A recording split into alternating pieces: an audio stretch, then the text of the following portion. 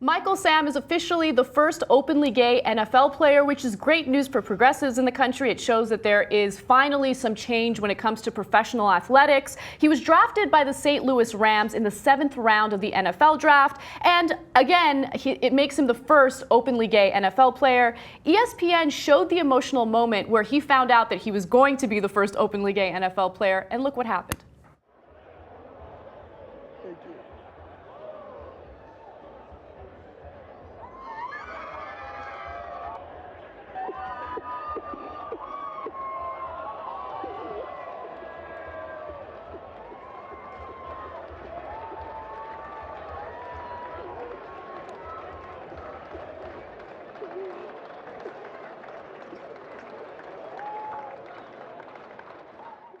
So that was definitely a heartwarming moment, but there are people out there that thought it was absolutely disgusting. In fact, let's look at some tweets.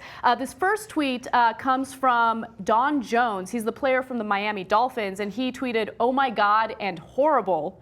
All right. And then there were also other players like Derek Ward who wrote the following: "I'm sorry, but that Michael Sam is no bueno for doing that on national TV. I'm fine with it being a new day in age, but for him to do that on... Man, you got little kids looking at the draft. I can't believe ESPN even allowed that to happen." So with that said, I want to get a little sense of what you guys think about this. So Gina, Grad, make your point. Am I surprised that people, and I love football, I love football fans, I love sports, but am I surprised that a really masculine way that America spends their time is not totally ready to see two dudes kiss on national TV? No, I'm not surprised. But I think it's awesome. I think that obviously this kind of thing is happening all the time now, and people are going to be shocked, and it's going to freak everybody out, and then they're going to get over it, and it's going to be normal. So it's pretty great. Yeah, Sandra, make your point. For something like this, when people feel a sudden sense of disgust, it comes from a really pre-verbal place. Like, they can't even handle that intensity of emotion.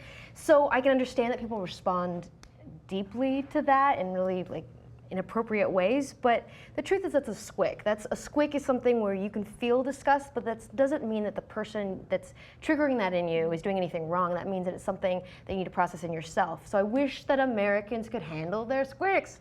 Absolutely, absolutely. Well, Squig is my new favorite. Definitely. Well, I would make the argument that social change is achieved through things that are inconvenient and jarring. And the reason why I say it's inconvenient and jarring is because it forces people to think about something that they're uncomfortable about. And sometimes when you analyze it and you think about what you're uncomfortable about, you realize, hey, you know what? Maybe my feelings are wrong because of A, B, and C. Or maybe you realize that, hey, you're a stubborn asshole who doesn't want to accept the fact that these are people that are living normal lives, they love one another, and you shouldn't be judging them because it has no impact on your life. So I love that this happened. It got some Americans thinking, and it also shows you who is open-minded and closed-minded in the country, and I think that's a great thing.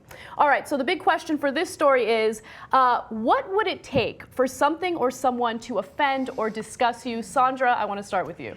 Well, when it comes to feeling disgusted, that's non-consent. That's animals, children going against someone's will to do something to their body or emotionally.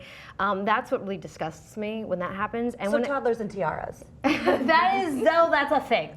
Oh, that I have feelings. But the thing that really offends me actually is when people assume things about me or project onto me their own perception. So when people oh, you're a sex educator, you must have crazy sex, all the sex, And I'm like, actually, and they don't ask me about myself. They just project their perception of what a sex educator is and what that means. I get really offended by that. I think that doesn't give any space for someone's individuality. Understandable, So, definitely. Gina. What she said. Mm-hmm.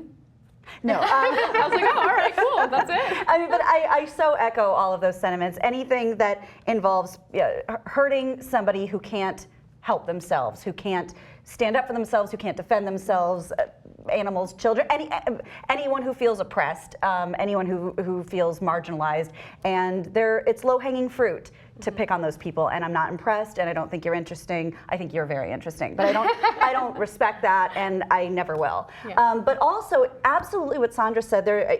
Since we have this little corner of the media, anyone who I don't do enough things that they need to see for them to be happy, and therefore I am, assaulted online or whatever.